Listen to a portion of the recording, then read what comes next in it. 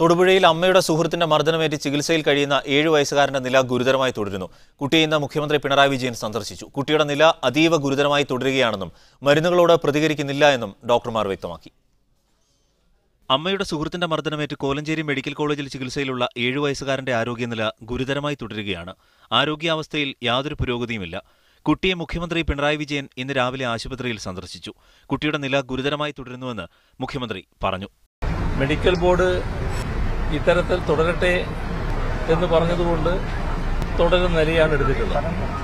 സ്വന്തമായി ശ്വാസോച്ഛ്വാസം നടത്താൻ പോലും കഴിയാത്ത അവസ്ഥയാണ്. വെന്റിലേറ്ററിന്റെ സഹായത്തോടെയാണ് ഉള്ള കാര്യങ്ങൾ നീങ്ങുന്നത്.